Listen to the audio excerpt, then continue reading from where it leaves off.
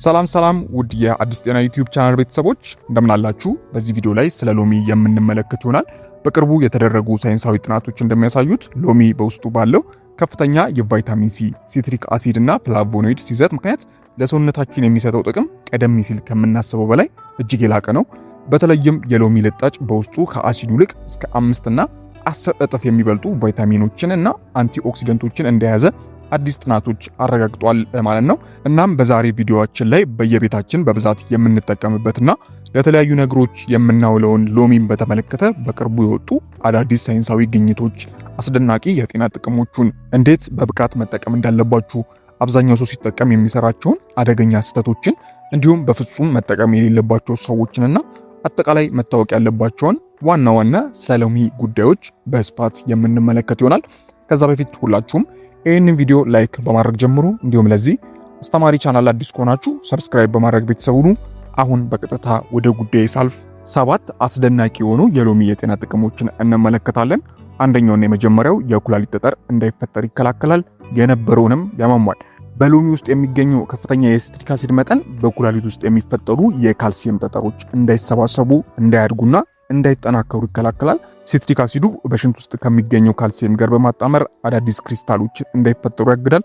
በተጨማሪም የሽንት አሲዳማነትን በማስተካከልና የሲትሬት መጠንን በማንሳት ትናንሽ የኩላሊት ጠጠሮችን በሽንት መልክ ተማምተውና ተፈትገው እንዲወጡ ከፍተኛ እገዛ የሚያደርግ ይሆናል ማለት ነው። ስለዚህ የመጀመሪያው የሎሚ ጠቀሜታ የኩላሊት ጠጠር እንዳይፈጠር ማድረጉ ነው። ቀጣዩና ሁለተኛው የሰውነት በሽታ የመከላከል አቅምን ወይም ደግሞ ኢሚዩን ሲስተምን በከፍተኛ ሁኔታ ይገነባል።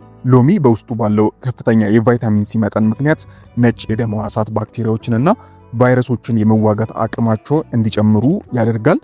ቫይታሚን ሲ በሰውነታችን ውስጥ እንደ ጠንካራ አንቲኦክሲደንት ሆኖ በመስራት ሴሎችን ከነፃ ራዲካሎች ጉዳት የሚጠብቅ ሲሆን የጉንፋን፣ የሳልና የመተንፈሻ አካላት ኢንፌክሽኖች የቆይታ ጊዜና የህመም መጠን በእጅጉ ያጥራል ማለት ነው። ስለዚህ ቶሎም የሚከላከል ይሆናል ማለት ነው።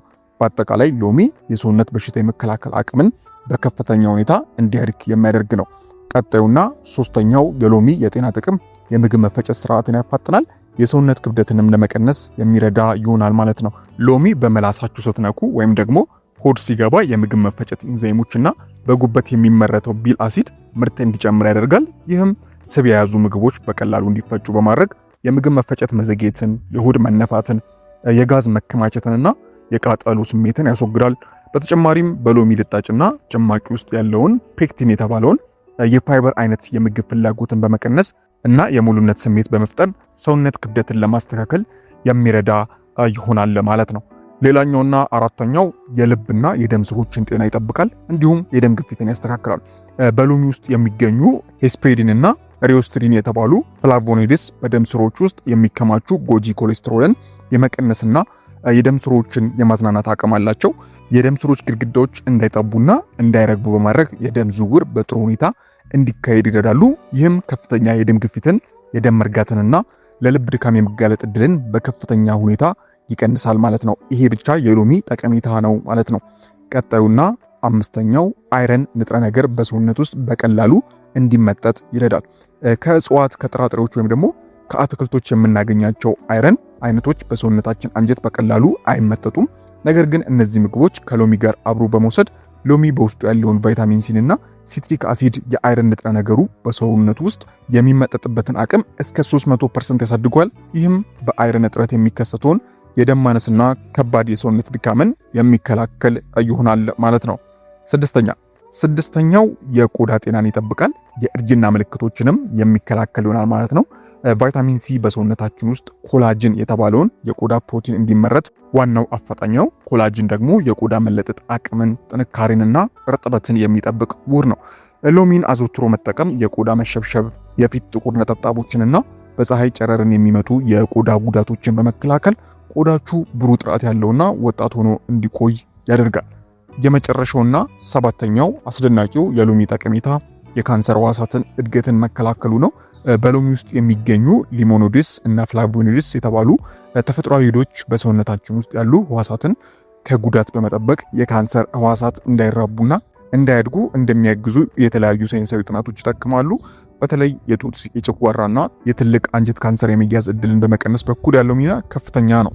እንግዲህ ውድ ቤተሰቦች ሎሚ ብዙ አስደናቂ የጤና ጥቅሞች ቢኖሩትም ዋነኞቹ ግን እነዚህ ናቸው።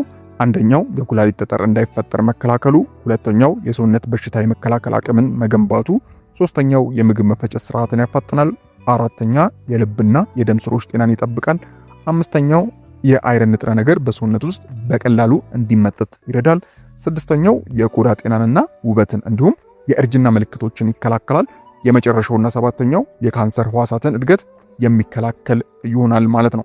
እስቲ አሁን ሎሚን እንዴት አድርጋችሁ መጠቀም አለባችሁ ወደሚለው እንለፍ።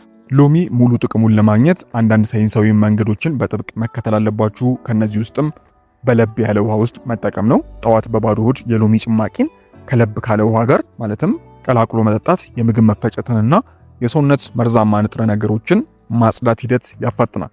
ሌላው ልጣጩን መጣል የለባችሁም። እንግዲህ የሎሚ ልጣጭ ከጭማቂው ይልቅ ከፍተኛ መጠን ያለው ቫይታሚን አንቲኦክሲደንት ስላለው በደንብ በውሃና በጨው ካጠባችሁ በኋላ በትንሹ ፈጭታችሁ ሰላጣ፣ ሻይ፣ አትክልት ወይም ደግሞ ምግብ ላይ በመጨመር መጠቀም ትችላላችሁ ማለት ነው። ሌላው በምግብ ላይ መጨመር ነው። እንደ ምስር፣ አትክልት፣ አሳና ሰላጣ ባሉ ምግቦች ላይ ሎሚ ጨምራችሁ መመገብ የምግቡን ጣዕም ከመጨመሩም በላይ በምግብ ውስጥ ያሉ ንጥረ ነገሮች በሰውነት በቀላሉ እንዲመጠጡ ያደርጋሉ ማለት ነው። አብዛኛው ሰው ሎሚ ሲጠቀም አንዳንድ የሚሰራቸው አደገኛ ስህተቶች አሉ።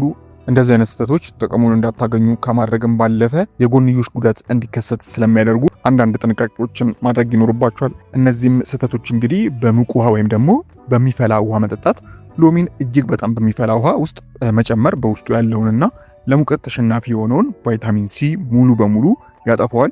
ስለዚህ ሁልጊዜ ለብ ባለ ወይም ደግሞ በተፈጥሯዊ ሙቀት መጠን ባለው ውሃ ነው መጠቀም ያለባችሁ እንጂ ከመጠን በላይ በፈላ ውሃ ሎሚን መጠቀም የለባችሁም ማለት ነው። ሌላኛው በቀጥታ ጥርስን መፋቅ ወይም ደግሞ ሳይበጠበጥ መጠጣት ነው። የሎሚ አሲድ ጥርስን የውጫዊ ሽፋን የመሸርሸር ከፍተኛ ባህሪ ያለው። ስለዚህ ሁልጊዜ በውሃ በጥብጣችሁ መጠጣት እና ከተቻለ አሲዱ ከጥርስ ጋር እንዳይነካካ በስትሮ መጠጣት ይመረጣል። ሌላው ሎሚ እንደጠጣው ወዲያውኑ ጥርስን መፋቅ ያስፈልጋል። ሎሚ ከጠጣችሁ በኋላ የጥርስ ሽፋን በአሲዱ ምክንያት ስለሚለሰልስ ወዲያውኑ በብሩሽ መፋቅ የጥርስ ሽፋን የበለጠ ያሸክሯል። ሎሚ ከጠጣችሁ በኋላ አፋችሁን በንጹህ ውሃ መግመጥወጥና ጥርስን ለመፋቅ ቢያንስ 30 ደቂቃ መጠበቅ ይኖርባችኋል ማለት ነው። ወዲያው መፋቅ የለባችሁም። ሌላው ብዙ ሰው የሚሳሳተው ስህተት ሎሚን በቀጥታ ፊት ላይ መቀባት ነው። የሎሚ አሲድነት መጠኑ ከፍተኛ በመሆኑ በቀጥታ ፊት ላይ መቀባት የፊት ቆዳን ማቃጠል፣ ማደብዘዝና ቆዳችሁ ለፀሐይ ብርሃን እጅግ ተጋላጭ እንዲሆን በማድረግ የባሰ ጥቁረት ያስከትላል ማለት ነው። እስቲ አሁን በጭራሽ ወይም ደግሞ ጥንቃቄ ማድረግ ያለባችሁ ሰዎችን እንመልከት። እንግዲህ ሎሚን ስትመገቡ ጥንቃቄ ማድረግ ያለባችሁ ሰዎች የመጀመሪያው ከፍተኛ የጨጓራ ቁስለት ወይም ደግሞ ቃጠሎ ችግር ያለባችሁ ናቸው። እንግዲህ ሎሚ አሲዳማ በመሆኑ ወደ ሆድ በሚገባበት ጊዜ የጨጓራ ግድግዳን ሊያበሳጭና የቃጠሎ ወይም ደግሞ የቁስለት ስሜት ሊጨምር ስለሚችል በብዛት ከመጠቀም መቆጠብ ይኖርባችኋል። ሌላው የጥርስ መሸርሸርና የጥርስ ብስጭት ያለባችሁ ሰዎች ናቸው። ወይም ደግሞ ማንኛውም የጥርስ ህመም ካለባችሁ ሎሚን መጠቀቅ ይኖርባችኋል። የሎሚ አሲድ የጥርስ ህመምንና የመኮስኮስ ስሜትን ሊያባብስ ስለሚችል አሲዱን በደንብ አሳነሳችሁ መጠቀም ወይም ደግሞ ጭራሹኑ ማቆም ይኖርባችኋል ማለት ነው። ሌላው የአፍ ውስጥ ቁስለት ያለባችሁ ሰዎች ናቸው። ሎሚ በቁስሉ ላይ ሲያርፍ ከፍተኛ የማቃጠል ህመም ስለሚፈጥርና ቁስሉ እንዳይድን ስለሚያደርግ ቁስሉ ሙሉ በሙሉ እስኪድን ድረስ መጠቀም የለባችሁም ማለት ነው። ስለዚህ እነዚህ 3 ችግር ያለባችሁ ሰዎች ማለትም ከፍተኛ የጨጓራ ቁስለት ወይም ደግሞ የቃጠሎ ችግር ያለባችሁ፣ የጥርስ ህመም ያለባችሁ እንዲሁም የአፍ ውስጥ ቁስለት ያለባችሁ ሰዎች ሎሚን መጠንቀቅ ወይም ደግሞ ጭራሹኑ ማቆም ይኖርባችኋል ማለት ነው። እስቲ በአጠቃላይ እንግዲህ መጠናችሁን መወሰን አስፈላጊ ነው። ጥቅሙ ከፍተኛ ነው ተብሎ ከመጠን በላይ መጠጣት የለባችሁም። በቀን ከአንድ አጋማሽ ወይም ደግሞ የአንድ ሙሉ ጭማቂ መጠቀም ለሰውነታችሁ የሚያስፈልገውን ዕለታዊ የቫይታሚን ሲ ፍላጎት ሙሉ በሙሉ ይሸፍናል። ስለዚህ ከዚህ በላይ መጠቀም የለባችሁም። ሌላው ከቆዳ ጋር ተያይዞ የሚደረግ ጥንቃቄ አስፈላጊ ነው። ሎሚ ከተጠቀማችሁ በኋላ እጃችሁን በሳሙናና በውሃ ሳትታጠቡ ወደ ፀሐይ ብርሃን መውጣት በቆዳ ላይ ጥቁር ነጠብጣብ ወይም ደግሞ የማቃጠል ስሜት ሊያስከትል ስለሚችል እጃችሁን በደንብ መታጠብ ይኖርባችኋል ማለት ነው። እንግዲህ ይህንን ተፈጥሯዊ ሀብት በትክክለኛና ሳይንሳዊ መንገድ በመጠቀም የጤናችሁን ሁኔታ ማሻሻል ትችላላችሁ ማለት ነው። ለዛሬ የነበረኝ አጠር ያለ መረጃ ይህንን ይመስላል።